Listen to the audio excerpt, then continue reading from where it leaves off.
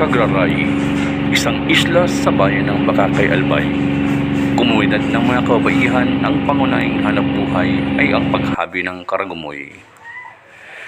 Ating pasyalan at alamin kung paano ginagawa ang banig.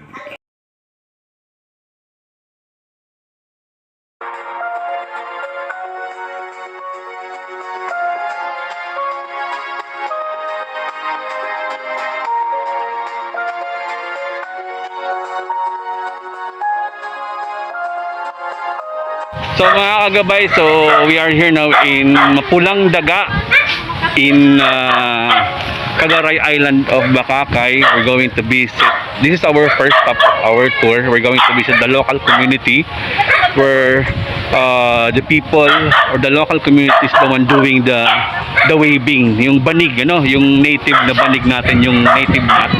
So yan, makakita nyo, so they are now starting to do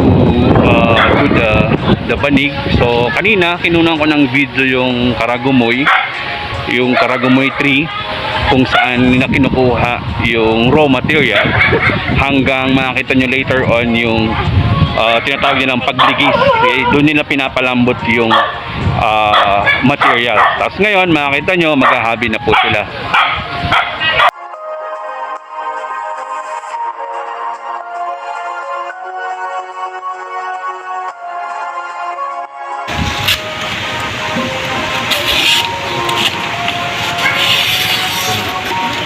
Yung una ikukunin, tapos from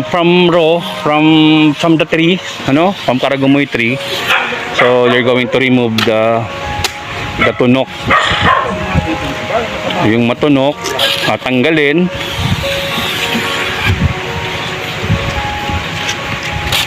Usually ma'am, pag mga isang malaking banig, yung double, mga ilang ganyan ang kailangan? Abot na yata mga 30 leaves. So mga 30 leaves ang kailangan para makagawa ng isang double na banig. Oo. Mga 30 leaves. Abot. So para sukat. Tapos mga ilang oras, maghapon, idadry lang po siya maghapon. Pwede maghapon. So yung mga 30 pieces na dahon, so i-slice mo ng ganyan para makagawa ka ng double. Bibilang po sila yan. Oo. Ganito. Lugar, habang dinadry nila, pinapasagasaan sa mga sasakyan.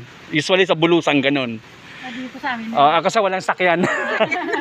Wala nang sakyan. Usually sa bulusan, nilalagay lang nila sa gitna ng kalsada yung jeep na dumadaan. So yun ang mismo ang So kayo kailangan niya gumamit ng ligisan Okay.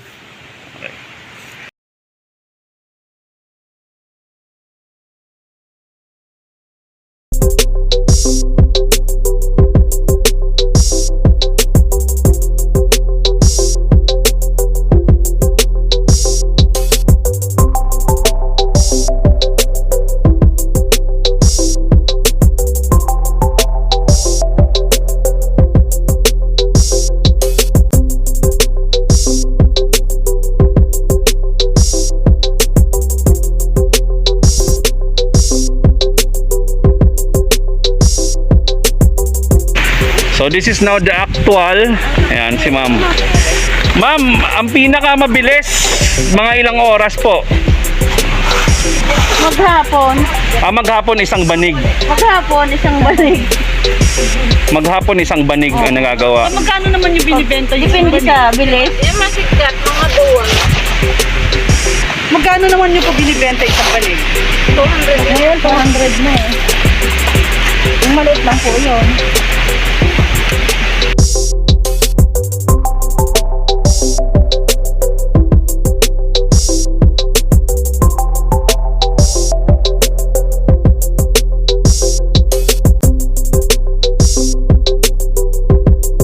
Okay mga kagabay, so nakabalik na kami ngayon from the community of the waivers ng mga Banig.